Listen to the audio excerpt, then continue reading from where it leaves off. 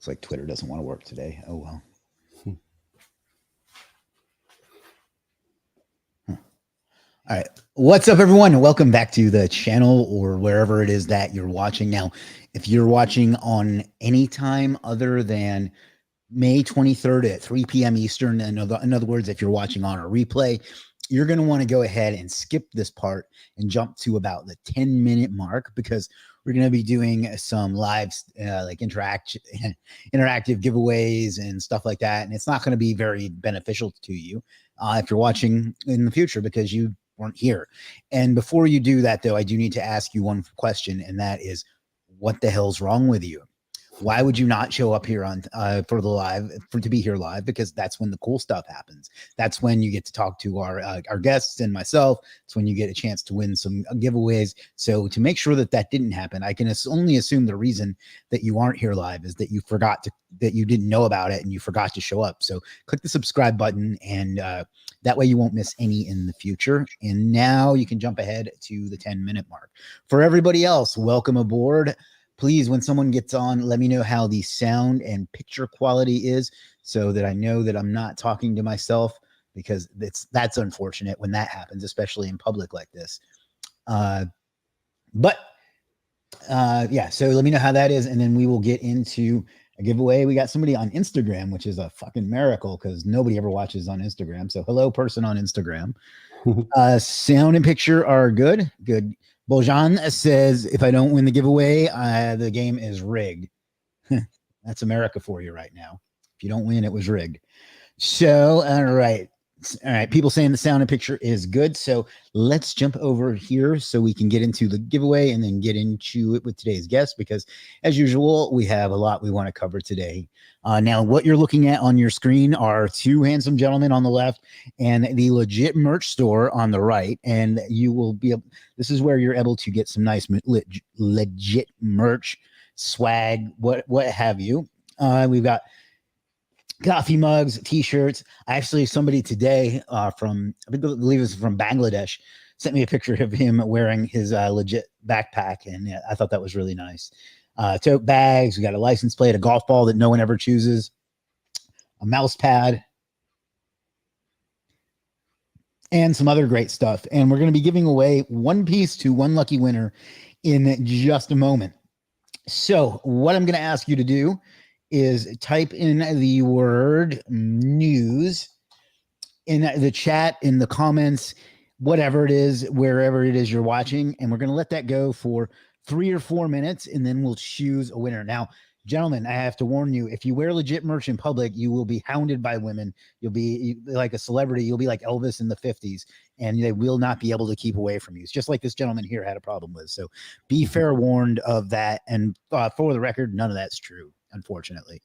I just wish that it were. So while that's happening, I'm going to hop over here and share this in a few other places, so we can get as many eyeballs on it as we want, because I like the attention. So let's see, we can share to a group, and we'll choose this one first. Do an at everyone so it pisses everybody off.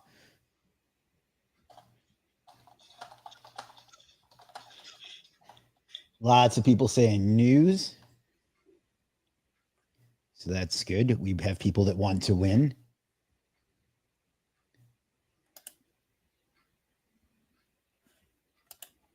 Come on, Facebook. All right. And then we will share this one in one more place to a group.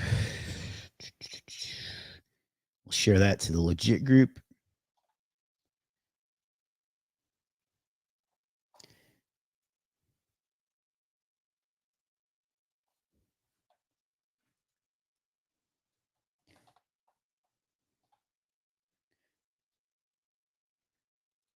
All right. And just a couple more minutes and we will pick our winner. So just type the word news in the comments or in the chat or whatever it is, wherever you're watching. If you're on Instagram, I don't think it works. I'm sorry. We're lucky that they even have Instagram. They didn't until very recently. So there's that. Sean says, how you doing, Chris? I'm doing good, Sean. And then one more place we want to share this at, and then we can focus on picking a winner because we don't pick losers here or something. Didn't really think that one through. And for some reason, you have to do this on mobile.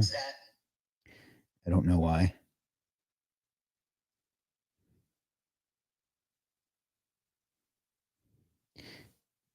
Followers.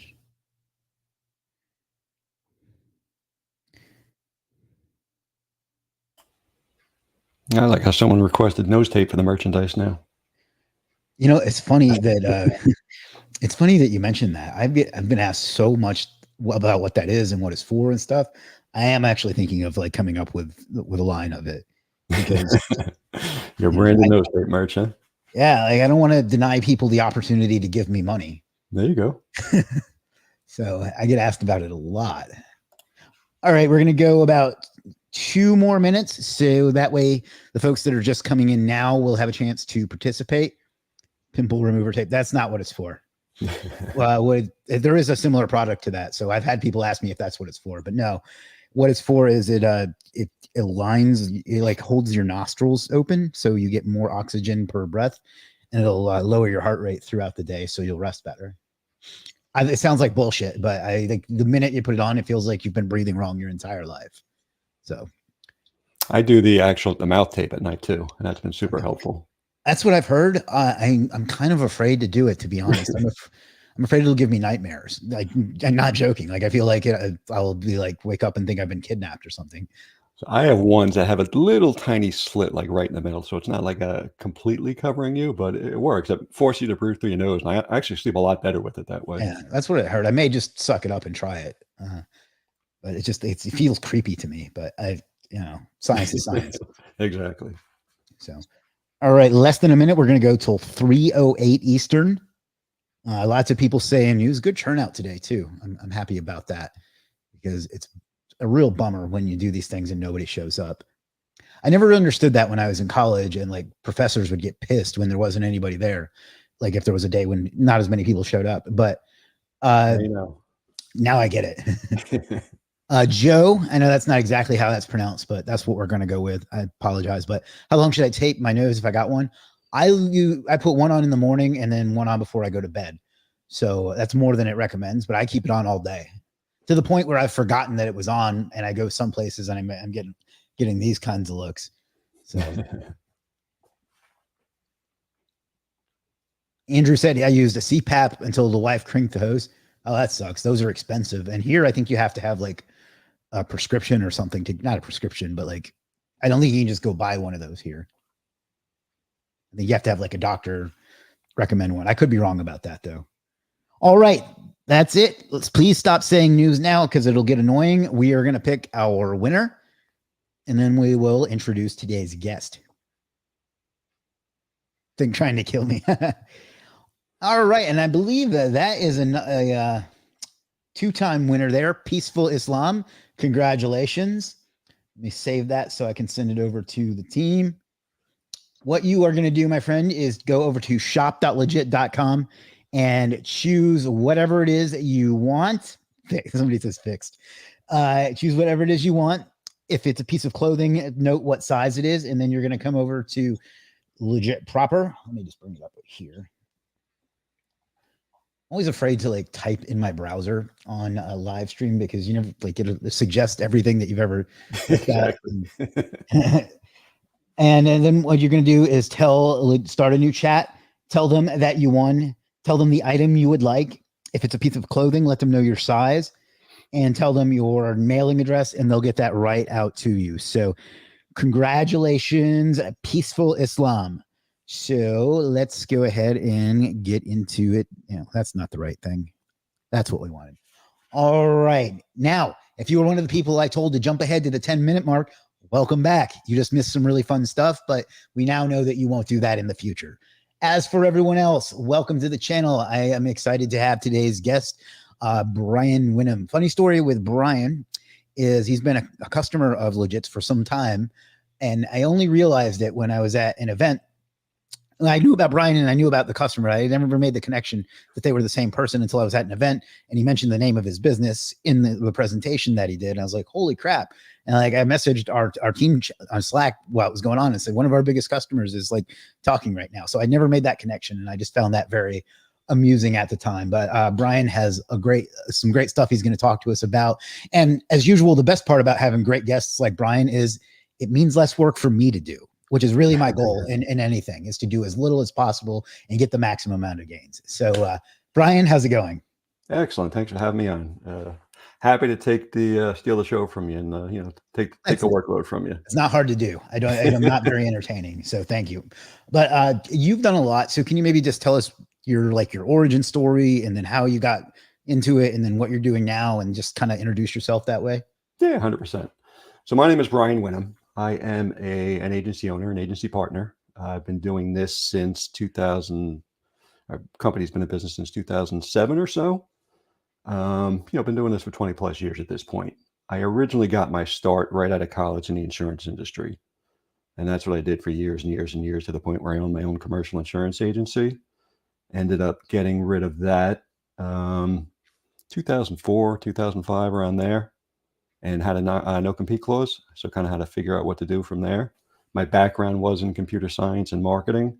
I had always done my own websites, had done some affiliate marketing on the side at that point. Used to do, build HTML websites to promote credit card offers and things like that, and would randomly get like $50 checks in the mail every once in a while. So that got me hooked early.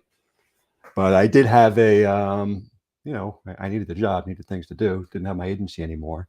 So I went to work with some friends who owned some directories online, helped them build that up, then met my existing partners in their agency. They brought me in as a business development specialist and eventually onboarded as a full partner. Been there ever since. So we have two agencies right now. We have Maxburst Web Design and MAXPlaces Marketing. And like I said, we've been around since about 2007 or so. No real specialties. We do a lot of e-commerce, national, not too much local, but we have our hands in everything. And I do a lot of affiliate stuff on the side as well, too, outside of the agency. So what, if you don't mind me asking, why separate it into two agencies like that?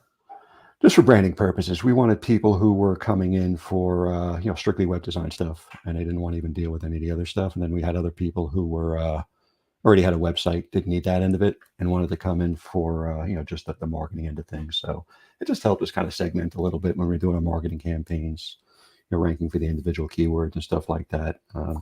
Same ownership, same employees, everything else for the most part.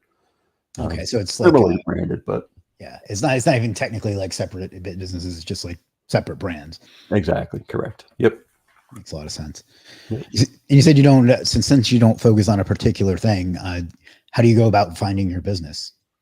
So most of it comes in from the web design end of things. That's where most of the business is going to come in.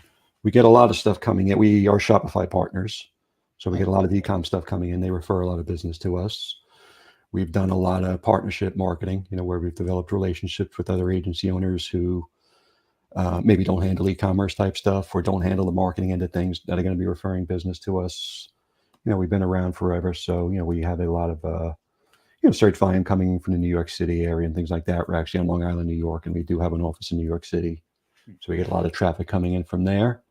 And I guess a couple niches that we've fallen into kind of be more like the manufacturing end of things for one reason or another, and the aviation end of things. Our Long Island office is right near a local airport and a lot of aeronautical companies. So cool. We've gotten a lot of that type of stuff. A lot of white collar stuff. And anything that's local is kind of more multi-location type stuff. And then we have some little things here and there, that we've had clients forever that have been with us, so that we do have some mom and pop things here and there, but not too much of that stuff. Okay. You say you do some affiliate outside of that, right? Yep. Yeah, I do a lot of that. Like I said, I've been doing that even before I did the agency stuff. Started building, HTML sites with front page back in the day for all sorts of stuff. Just about any niche you can think of, I dabble in it at one point or another. And it's several techniques over the years. It's funny that you mentioned front page because 2 days ago I had Brian Cato on and he mentioned using Dreamweaver.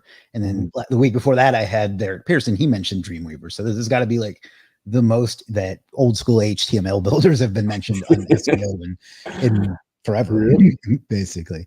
That's why I learned. For those of you under the age of 35, just go Google it and figure out what we're talking about. Exactly. So so for your affiliate, do you do like affiliate sites, like just, product review, whatever?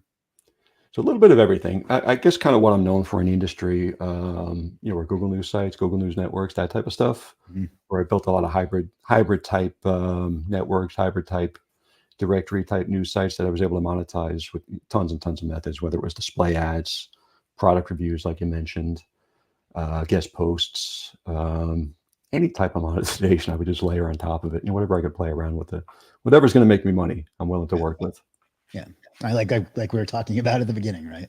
Exactly. And that was a great segue, because that led me into the next thing I wanted to ask you about. Is you mentioned that you're kind of known for Google News sites, and then with the presentation I saw that you give, there was, among other things, that was one of the things that you talked about. It was one of the parts that really, like, I know this is going to sound like I'm just saying this because you're here, but yours was my favorite presentation at that thing.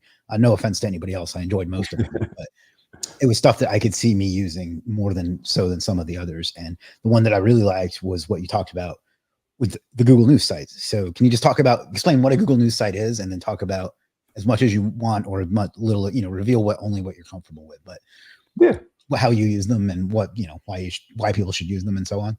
So initially I started dabbling in Google News, 10, 12 years ago. It's been a while, but at that point, 2012, 2014, 2015, in that range, we were ranking everything with PBNs at that point. We had our own PBN network. But I'm always a big proponent of building out business assets, even something that I can spin as a separate asset from the agency. The agency is one asset, but I want to be able to, whether it's monetize my SOPs, my PBN network, whatever it is. So I wanted to kind of build a PBN network on steroids. They were kind of diminishing assets. If we were buying expired domains, eventually they'd lose power over time. The only way I'm really monetizing them was by helping to rank ourselves, rank our clients, and everything else. There really wasn't another avenue at that point that I was using them for. So I went with getting them approved for Google News, and building them up as news sites. At the time, there really was no information out there on even how to get approved for Google News. I think I found like one YouTube video, and I couldn't even understand the guy. He had such a heavy accent. So I ended up buying a couple sites and kind of reverse engineering what was working, submitting them and getting them approved. And at that point, I was kind of excited because the message popped up. It's going to take 2 or 3 weeks to get approved from Google News. It was all manually reviewed at that point, and I was getting the approvals done in 7, 8 hours. So I thought I was really cool. Yeah, that's awesome. But I got a process down pat, and it worked really well. So I had Google News sites. They were approved. It was really helpful as far as indexing back then. I could push a button, publish an article, and literally in a matter of minutes would be indexed within Google. So that was a really, really big win for us in getting all our backlinks indexed. If we wanted to publish like press releases or something on there across our network, we get that indexed immediately. So it was super helpful with that. So if we can get that stuff indexed, we were figuring, why can't we go get some affiliate stuff indexed as well if we're doing product roundups? Because I was noticing that anything and everything we published to Google News was getting indexed, even things like policy pages and the evergreen pages, not just the news posts. So they were pulling everything in.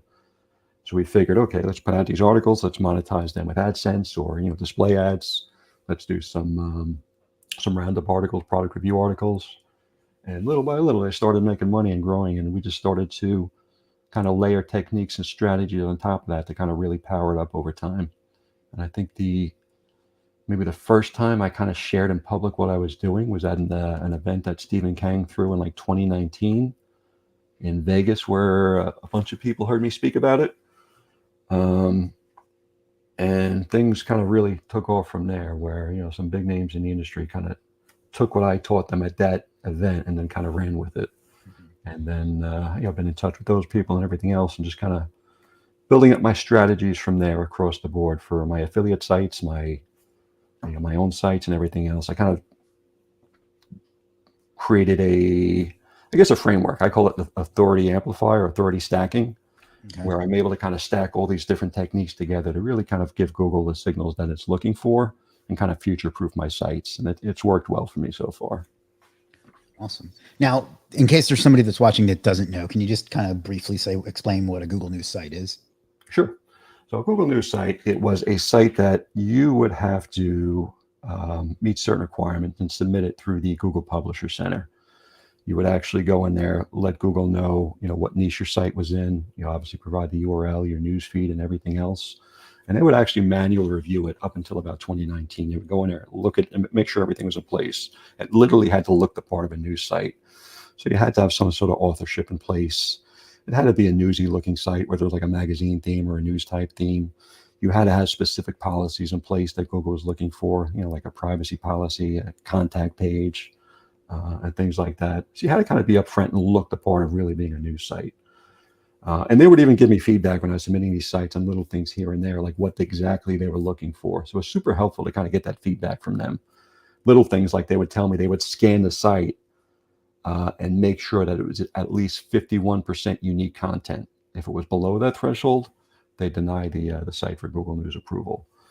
So once these sites get approved, then they're eligible to appear in the Google News tab in your search, in the top stories, and news.google.com. And then if you were able to catch lightning in the bottle with a trending story, you could bring in a ton of traffic that way. So it's great for authority. It's a Google News approved property. It's been manually approved. You have the chance to appear within Google News, which has literally hundreds of millions of visitors per month. If you're in a trending topic, like I said, you can really catch lightning in the bottle and get a ton of traffic coming to your website. And it was just a super authoritative way of indexing your content easily and everything else. But it's a manually approved website that was eligible to appear in Google News. They switched it a little bit in 2019 where they opened it up to everyone, where theoretically every website could be crawled and eligible in Google News, but they still left the Google Publisher Center open where you could go in there and still manually request your sites to be reviewed and get approved in Google News. The sites that were approved after that point weren't nearly as powerful as the ones before. There was less of a manual approval process. It was more of kind of an automated scan where they would look for certain signals, certain things, and then you get the approval notice. And then just recently, up to about 3 weeks ago, they actually cut off the Publisher Center completely. There's no more manual submission for Google News approved sites. So everything is on the automated end of things. Okay. So now, you don't have to go through the whole process, but so for now, there's just somewhere you have to go and ask them to review it. Is that how? There was. Now they took that away. So now there's nothing you can do to manually ask them to review your site for Google News. You just have to set it up properly and kind of cross your fingers and hope you're going to get it. But to be honest, it hasn't really changed anything that I do or my outlook at anything with Google News. Kind of everything I did to get approved for Google News, I'm still doing, will still be doing in the future, only because it is optimizing my site for possible Google News inclusion moving forward. They're going to be scanning my sites. You're still able to create a news XML sitemap feed that Google's going to crawl. So if you're publishing newsworthy content and using a news sitemap and XML feed, Google has the chance of pulling into Google News for you. And then there's the other benefits as well too that I'll get into a little bit. That kind of makes sense to still optimize for Google News, even though they shut down that manual approval process. Okay. So how do you know when it happens? Does they email you, or how does it work? They used to email you when you got approved and you didn't get approved, you'll get a notification. Now you have no idea. You're just going to have to keep track of it in in your analytics, your search console, and everything else, and kind of see. So you won't know until you see some traffic come from it. Exactly. Yeah. You can go to same as you can with any Google search. You can go into the news.google and use the site search operator and see if your articles are appearing in there. So you can double check manually just to see what's being pulled in and see if they're actually indexing anything in Google News for you. Okay. Well, that's really cool. So, and then you can just use those for anything, right? It's just a regular site, but has the ability to show in Google News. Yeah, it's got that news component. Exactly. Okay. Yeah. So you mentioned that it's part of your overall strategy with, I think you called it trust stacking. Is that what you called it? Authority and trust stacking. Yep. Okay. Can you explain a little bit about what that means? Sure. So I basically want to bake all these signals I can into the website when I, from the ground up, when I first launched the site, that signal that trust and authority in Google's eyes, the things they're looking for in larger authority sites, for example. I want to have those features available on my site from day one. And some examples of that I just mentioned with the Google News approval. Like on my authorship would be crystal clear. I would have an author page or a team page, complete author bios, author images. My authors would be published elsewhere. Like, for example, my authors would have an ebook published on Amazon, for example, or they would be listed on the Google Scholar website. They might be guest post contributors on other third-party websites. They might have a Medium blog, all their own social profiles, appear on different podcasts like this as well. And I would make sure all that was evident in Google's eyes. That these are people, these authors are active all across the internet, like an author should be. Like an active author is publishing their content, trying to get some eyeballs on their content is going to be getting their name out there. So things like that. Like that's one type of signal. The other signal is types of signals are making the site look the part. Like, for example, it has to look legitimate. I want to have a nicely crafted logo. I mean, to the point where I'm taking cues from what Google is telling me specifically from all their different platforms. Like, this is one thing I've heard specifically from both the Google News support team and also from the GMB support team. They've told me that you're best served by having your actual business name be part of your logo itself. So the exact word for word. If that's on your logo, you're going to have a better chance of getting approved in Google News. And I've heard the same thing with GMBs. They've told me that. I've actually changed it and gotten things approved. So I just pay attention to all the little things that Google's looking for and just keep stacking them and just making sure that I'm tying everything together and giving Google everything it wants. Okay. Now, you don't have to say the number, but I remember you talking about this at the event, and you talked about making a pretty good amount of money from Google News stuff. Can you just give us some perspective on how financially valuable this can be? Yes, the one you probably stuck out in your mind isn't my site, but it's someone that I actually taught this to at that Stephen King event, and they kind of took my technique and ran with it. I'm still in touch with this person. We still chat back and forth and everything, but I have sites, I have people in my mastermind groups and things like that are making 5 figures, 6 figures, on a monthly basis with these type of sites. But the one you're talking about in particular, the story that I told and kind of use as a shining example, is someone who built out an entire Google News network and was able to flip it for 8 figures. I mean, they were making, $600,000-$700,000 a month in display ad income on their Google News network. And we're able to flip it for, $20+ million over a course of 2 years to build it up and flip it at that point. Wow, that's insane. And then we were able to, and the same person and other people I know were able to kind of do that same thing. That was a network of literally thousands of sites, but we're kind of able to replicate the same effect with only one site. Where we have one site making 6 figures a month from display ad income, Amazon income, and everything else. Oh, that's crazy. Yeah. So it's a powerful way to do things. If you can give Google the signals they want, you're going to survive. You're going to survive these helpful content updates. You're going to survive any of these updates they throw at you. Like, for example, about a year ago at this point, maybe it was March of last year, Google News actually did a clean sweep. They went in there and kind of cleared out all the spam sites, or as many as they could. So I know people who literally lost thousands and thousands of Google News approved websites virtually overnight. They got wiped out because they were spammy. They were using them for, mass publishing purposes. There was no editorial oversight or anything like that. And they got completely wiped. Now, I've never lost a single website that's been approved. They've never taken any of them away from me. Only because, like I said, I pay attention to all the little things that Google is looking for, all the little signals, and just keep stacking them and building upon it. And I make sure that not only am I going after, my search term related traffic that I want to get coming to the website, whether I'm trying to rank for affiliate terms or something related to my clients, whatever it may be. But I'm also taking the extra effort to make sure I get branded search to these websites, to make sure I get social traffic to these sites. To your Google News sites. Yeah, exactly. So my affiliate sites, my Google News sites, to make sure that they're mimicking the same thing that they'd be seeing from these huge news sites, from these huge authority sites. These are big brands. They have these social profiles, drive a ton of traffic. So I wanted to do the same thing on a smaller scale and just figure out a way to where I could do it on a cheap, because I'm cheap. So I had to figure out how to do that. And that's where some of my content strategies came into play. Yeah. I don't want to, I'm just going to leave this. I'm just going to say something and everybody can go figure it out for themselves. But branded social traffic is one of the God hacks for SEO right now. So if you don't know what I mean by that, I'm not going to tell you, not you, but them, but go figure that out. And that will make a huge difference. Yeah, no doubt.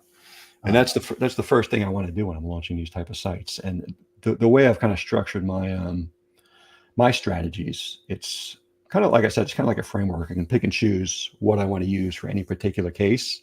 So the things I teach, the things I do, they are applicable to, my affiliate sites, my news sites, my client sites, my own agency sites, and things like that.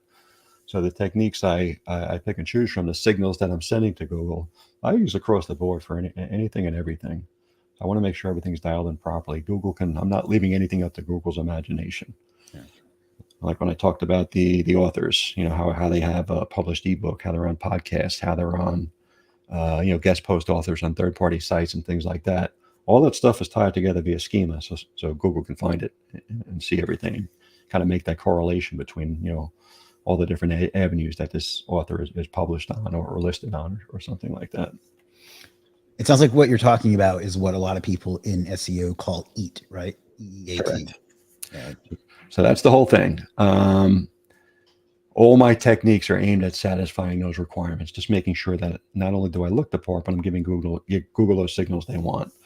And I'm of the mind, like a lot of people, that like you were at the event where I did speak down in Miami, and I did talk about authority stacking, trust stacking, and kind of, if you remember, Clint Butler came out and told me one of the things I was talking about was kind of bullshit, that EAT isn't a ranking factor. And I kind of agree with him to some point, but like I said, these are all different signals that en masse help your site tremendously. Right. They help with conversions. They help with people staying on page. They help with that. Even the consumer trust. It's not necessarily Google trust. A lot of times it's even consumer trust. People are coming to the website. They want to trust the outlet. They're going to spend more time. They're going to click through, take the article seriously, click through the links to the affiliate products and everything else. So I want to establish Google trust, but I also want to establish consumer trust as well. I think the important piece of what you just said there, for the people that don't think it works, is that you said it's multiple signals in together. I'm guessing the people that say that it doesn't matter are people that just went and made an author bio page on their site, didn't see any change, and assume that means the whole thing is bullshit. Yeah, exactly. Yeah. So yeah.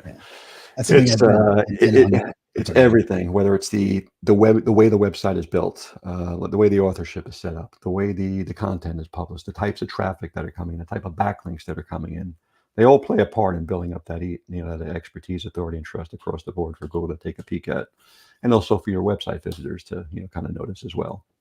Yeah, that's something it's a little off topic, but it's something I've been on the soapbox a lot about lately. Is people writing off a technique because they use one thing out of the whole thing that works, tried it and it didn't do anything by itself, and then assume that doesn't matter or doesn't work. And I kind of think that's what. And not that I don't respect Clinton's opinion, but I kind of think that might be what people like that are thinking, is like they tried one piece of something without doing the other parts of it, and then they assume the whole thing is nonsense. Yeah, people don't do their own testing as much as they should. And that's, like I said, I've been doing this, testing these different techniques on and off. I have dozens of websites that are strictly just for testing purposes, where I'm constantly testing these things, if not hundreds at this point. And like I said, I tested across the board, whether it's on, for my own site, for client sites, for affiliate site, for news sites. I see all the different niches that are working, all the different types of sites, whether it's an e-commerce site, whether it's a WordPress site, whatever it may be. So I'm getting the data I need to kind of solidify it in my mind and make sure that it works. And then I just build it into my stack moving forward. Yeah. Yeah. And sometimes one thing needs other things to happen for it to work, and it without those things doesn't work. So I think that's what a lot of people miss. Yeah, 100%. All right. Let me see if anybody has any questions for Brian, or I guess for me, but mostly for Brian. Please put them in the chat or in the comments or whatever it is where you're watching. And just as a reminder, you're here with Brian Winum, a longtime SEO expert and great member of the community here. Now you have a program called Authority Amplifier, right? Correct. Yep. Can you tell us a little bit about that? Sure. So this was a course I launched right around Black Friday of last year. That is a kind of a culmination of all my techniques and strategies and everything else that I talk about across, like I said, all different types of sites where I kind of teach people how to do what I do. What's worked for, um, getting me through the news sweep last year, getting me through the helpful content updates, recently, through all the Google updates, and kind of not only surviving but thriving through them without, losing steam on any of these websites. So I kind of put it out more as almost a kick in the ass to myself, just to kind of keep testing, keep pushing things out, almost a challenge to myself. Part of what I'm doing right now. I've kind of established all the techniques, the strategies, those videos. And I'm really starting to drip out all my test sites and things like that. Like I've started building them once I launch the course, and I'll be sharing these within the Facebook group itself, the private group, where I'll be sharing analytics, I'll be sharing monetization, the URLs and things like that. So people can really build along with me. People can see exactly what I'm doing, ask me any questions they want, and just kind of take a peek over the shoulders and building these different types of sites out, whether it's a directory type site, whether it's a news network, whether it's a large authority site, a really tiny niche authority site, whatever it may be. There's different types of sites that I've built out specifically that I'm sharing in there as well. So not only am I teaching you my theories, you're going through videos of everything that I teach, but also you're going to be able to see me share all this stuff, and I'll bring in guests and everything else as well too. So I really want it to be a community that people can learn from. Yeah, that's very valuable. A lot of courses, they either don't have the community part or they don't show specific URLs or whatever. And it's just like a video series, which, there's a place for that too. But I think that's really helpful, and it's very uncommon. I don't know how many courses you've been in, but it's a very uncommon approach. Yeah, it is. So I wanted to kind of put it out there. I want to be upfront and open about some of these sites, whether they are, winners or losers. People see how I do things all along. So like I said, I have probably about a handful of 5 or 6 sites that have already built out, already in production, are already at one point or another of the content publication stage, and just about getting ready to be shared. So I've kind of finished up all my speaking engagements and everything else, and really kind of ready to step up the game in this end of things. Remind me to talk to you afterwards. You may not have finished up all your speaking engagements yet. Just yet. Okay. But this is it, right? These are the different modules. This is a lot. Yeah. So a little bit of everything. And like you said, I mean, there's a lot that goes into it. It's not just one little technique. Right. These things in total, when you stack them, and that's why I call it authority stacking or trust stacking. I'm stacking these things on top of each other and giving Google all the different signals that they're looking for. So for example, I'll give an easy example of a content, and I'll actually share a little nugget here. Yeah. So one of the techniques I've used successfully that's been super helpful throughout this helpful content update and everything else, and I've used this on not only my sites, but also my news sites and actual client sites. But I've kind of leveraged the power of Reddit and Facebook polls. And I know I talked about this a little bit at the SEO at the beach down in Miami. I talked about it at spring training. But when I was going through the actual what it takes to be in Google News, their physical, their pages themselves, how they explain everything, kind of what goes into it, what the requirements are. 2 things they always talked about were prominence and authority. They literally mention these in the documents. So prominence and authority were the 2 things. So how can I kind of make myself authoritative and also make myself prominent? And going through the prominence end of things, they mention things specifically, like they talk about information gain. How can I make myself stand out from the crowd? What type of content am I going to bring that stands out from everyone else? With the world of AI now, everyone's kind of push button publishing everything. Mm-hmm. But more often than not, it's just a regurgitation of what's already out there, what these LLMs already know. So what am I going to add on top of that, layer on top of that, to kind of stand out from the crowd? What type of information, what types of facts and figures can I bring to the table that's going to make me stand over and above? So I've had great success using a certain type of survey poll post in Reddit. It's a native post type. You can post a multiple choice question. And there are community subreddits dedicated to strictly taking polls that have hundreds of thousands of members. So you can publish a quick survey and get instant feedback within a matter of hours. Like hundreds of people can be answering these questions. So you're getting legitimate feedback from real people on a particular topic. You're getting all the comments within the survey post itself too, as kind of an added bonus. So not only are you getting a legit survey, legit numbers, facts, and figures, you're getting kind of some expert contributions as well in the comments. So I'm able to kind of take that to AI, saying, run it right into ChatGPT, for example, say, hey, this was the question we asked. These were the survey results. What takeaways can we pull from this survey? And I'll have the AI to spit out a bunch of takeaways and talking points that can be created based on those survey results. From there, use AI to generate an article outline from there. Again, then use AI to generate the actual article itself. AI did all the heavy lifting. All I did was post a survey in Reddit. AI is basically created the entire article around those survey results for me. And now I have a standalone article that's well written, that has actual data to back it up. I'm embedding the Reddit survey in the article itself, so Google can see that, hey, this is legitimate information is coming from one of the social channels. I'm getting social traffic back to my website from Reddit itself, or Facebook if I'm posting in a Facebook group or something like that. And it's kind of double whammy. I'm getting social traffic, and I'm actually adding some information gain to these types of articles that I'm pushing out there, where I'm getting real informational sources to kind of back things up for me. So it's been super helpful. Yeah, that's brilliant. Google absolutely loves Reddit more than they ever have. So that's another advantage to it. But like I said a little while ago, branded social traffic is like one of the most powerful things you can do right now. That's probably a great way to get it from their favorite site. Well, one of the first things I did is kind of another technique that I always piggybacked with these type of things, was using the expert roundup type posts. Okay. And this is one of the first things I talked about at Stephen Kang's event, 5, 6, 7 years ago at this point, where I was using Harrow, kind of the reverse of how everyone else was doing it. Instead of actually going in there and trying to using it to build backlinks to my own properties, I was actually getting my sites approved as the news source. Then I was able to put out a query and have experts contribute to my articles. I could put out a query saying, hey, what are your top social media marketing tips for dentists in 2022, or whatever it may be, whenever I was publishing this query. And I'd get 30, 40, 50 different people sending me their tips and techniques and things like that.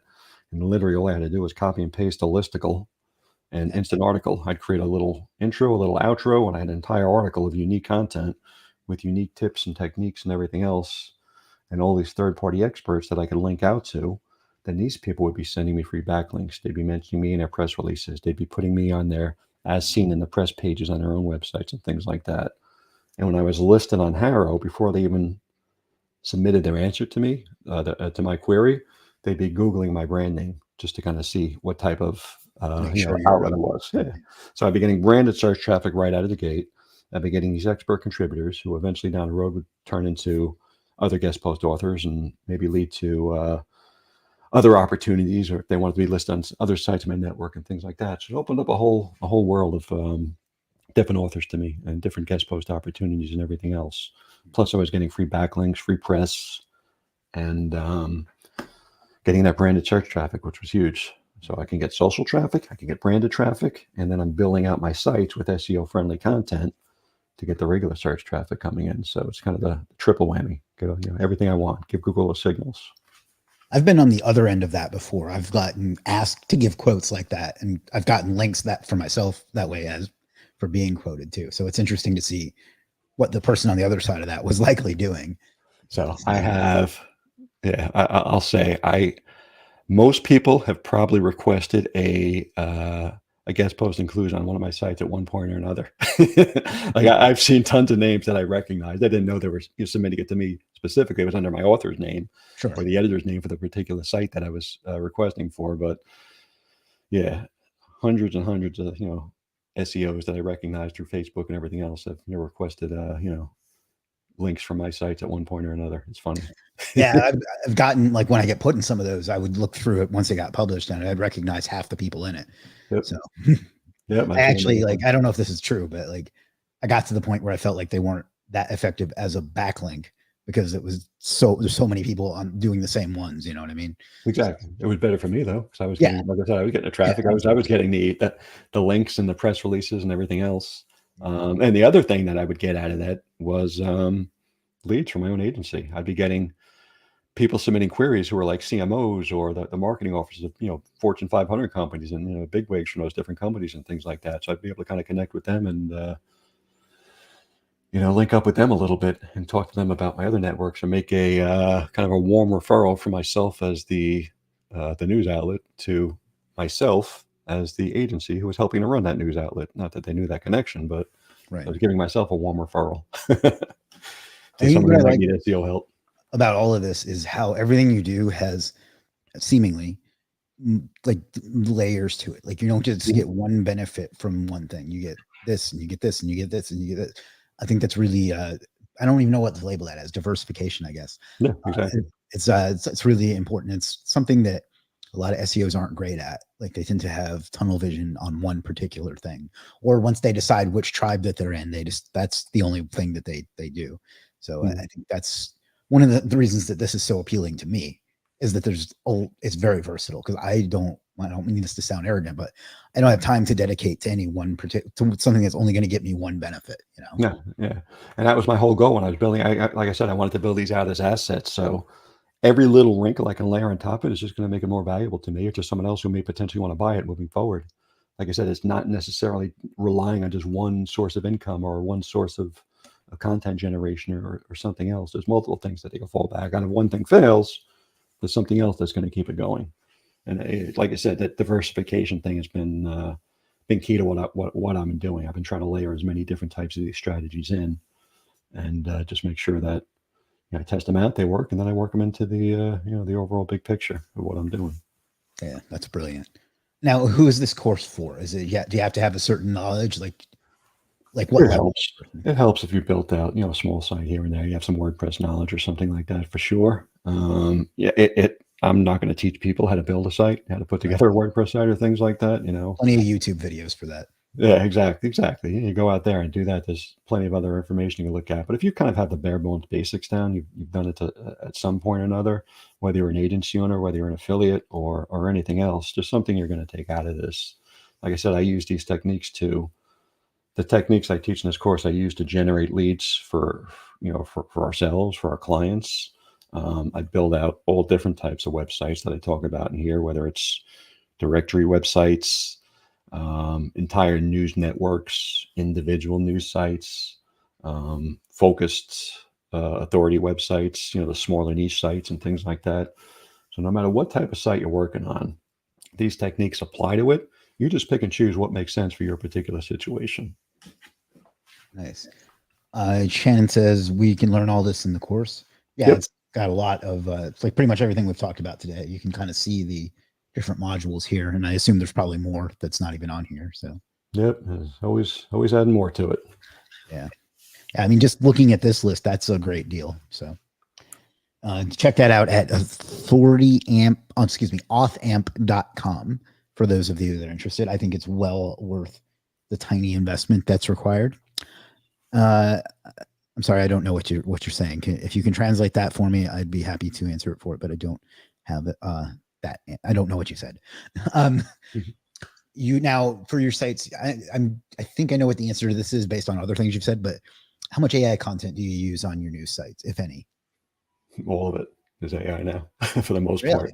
That's surprising to me. But yeah, with a human element, of course. But yeah, at this point, it's all generated via. I'm a big proponent of using like ZimWriter or Content Sprout or any of those types of content generation techniques. It allows me to push it in mass and bulk, schedule everything out ahead of time. Obviously there's custom prompting that goes in, there's work that goes into it. I have to do the research for the topical maps and things like that, make sure everything's done properly.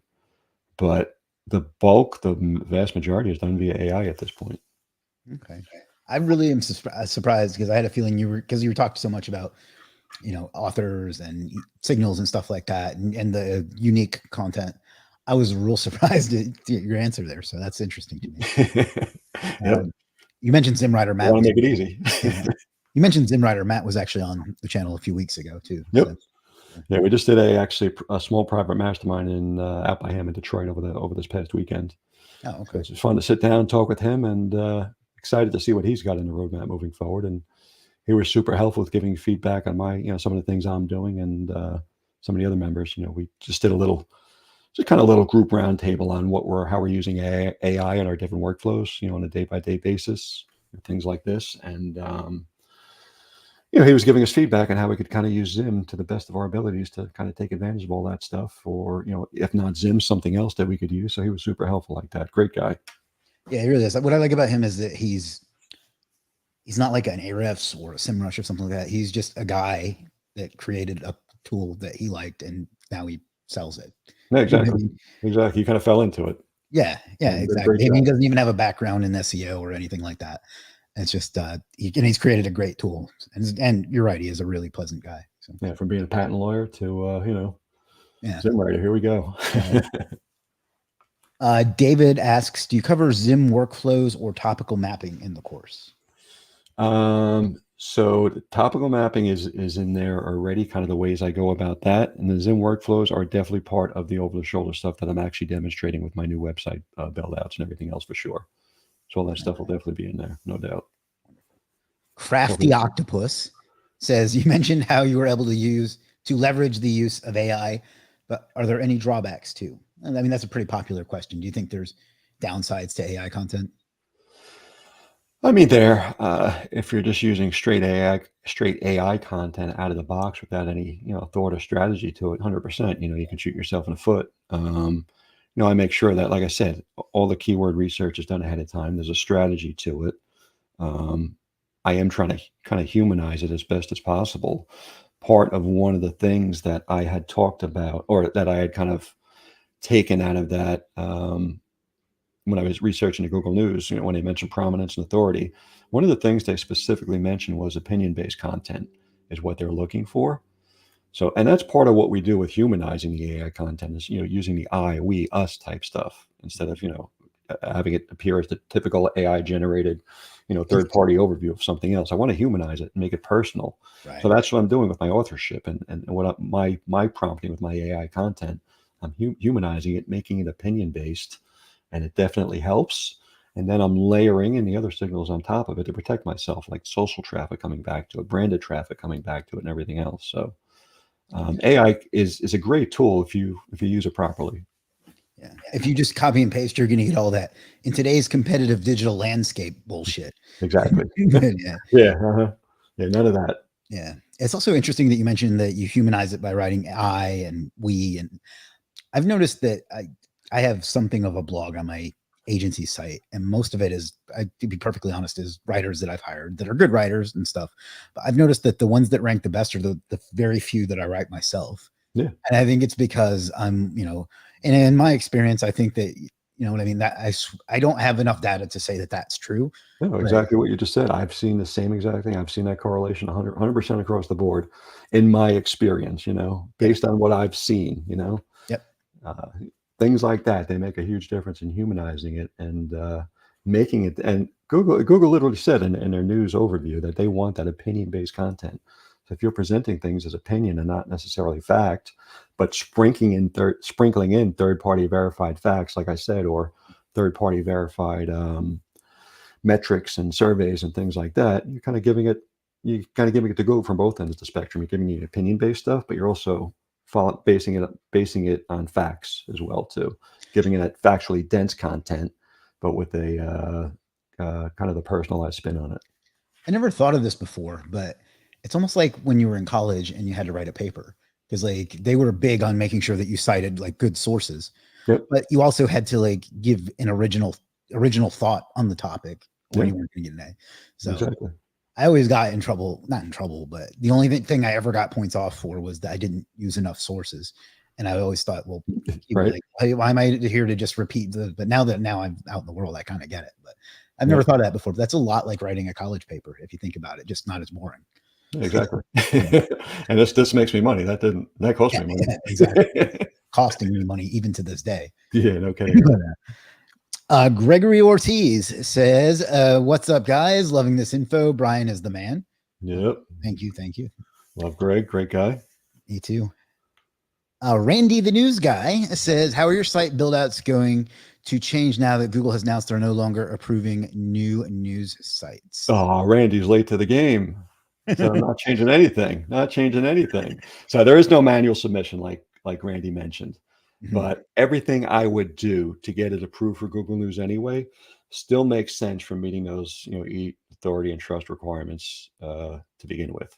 I want to optimize myself for Google News still because there's a chance of automatic inclusion, but the things I'm doing to optimize for that, and that I teach in my course, are helping us to optimize for Google News inclusion, for Google Discover inclusion, which can be a huge traffic hammer for us, for the Google Top Stories, for all the different Google platforms. So everything I was doing previously, nothing's really changed other than not having to manually submit it. Yeah, you mentioned Google Discovery. That's a big one that I've stumbled on a couple of times, and the amount of traffic it drives before it goes away is just insane. Yep. Yeah, exactly. Yeah, it's hit or miss as far as that, but once you hit it right, it's a ton of traffic. Yeah. If you have your site monetized with display ads or something like that, hey, it's a home run.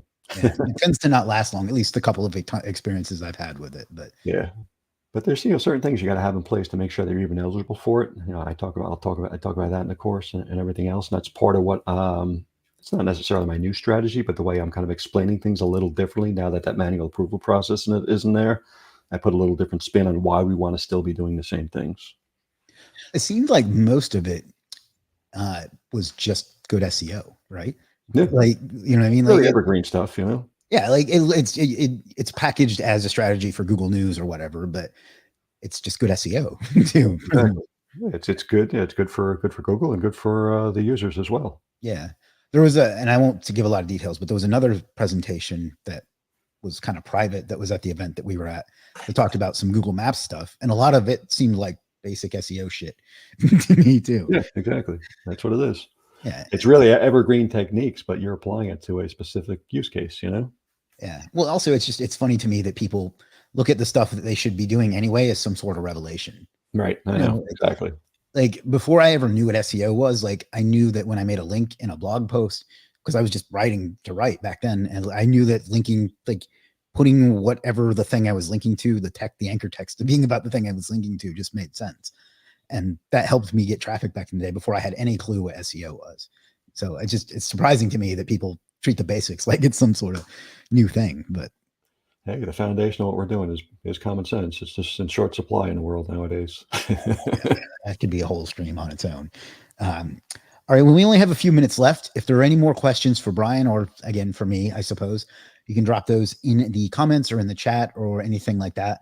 But the site is called AuthAmp, and the site to pick up the training is AuthAmp. It's called Authority Amplifier Pro. I mean, if you've enjoyed this stream, I'm sure that you'll get a ton out of this. You probably aren't going to believe me if you're listening, but I'm actually going to pick this up afterwards. So a couple of people that work for me can do some of this too, to make our business better, because I never stop learning either. I learn as much from these streams, hopefully, as the people watching do as well. So now you keep doing them. Yeah, exactly. Now, if anybody wanted to get, other than the course, like if they wanted to get in touch with you or anything like that, where would they do that? Hit me up on Facebook. Just look me up on Facebook, Brian Winum, and I'm pretty open to just about anything. I have tons of people reaching out to me via Facebook Messenger, and I'm an open book. I'll share what I can to an extent, but I'm always up for a great conversation with people. I always ask that question at the end of these streams, and the number of times people say that Facebook is the place to get a hold of them is always surprising to me, because it is for me too. That's the best way to get it. Like I'm at these events, sometimes they're like, do you have a card? I was like, no, it's not the 1960s. Exactly. Just find me on Facebook. I'll answer. But I guess there's like a world of people out there that still use Facebook only to connect to people they know, which just, I can't even like fathom at this point. So, all right. Basith says, thanks for sharing. Thank you, Basith. George says his own name. Thank you, George. David really seems like a great guy, just sharing knowledge and being friendly. Thank you, David. But what did you think about Brian? Exactly. Couple great guys. Now, David himself is a great guy too. Has a really cool business he's doing. So, All right. I guess that is going to do it. Once more, let me put that on the screen so you have a chance to pick this up. It's offamp.com. It's what? It's like $1,000, right? Yep. Yeah, I think that's very, very reasonable. You make that back in a month if you put it in the stuff into action. So, check it out and, find Brian on Facebook. Let me do a quick programming note, and I don't have it memorized. So I'm going to go find my list on who we have coming up in the future. You'd think I'd have this ready, but people ask me sometimes, how do you stay so organized? I'm like, You'd be surprised. Yeah. Juggling things left and right in the background. So next week, and I'm going to butcher his name, but on Tuesday, May 28th, I have Vebhav Sharda from autoblogging.ai is going to be on. He's going to talk to us about that.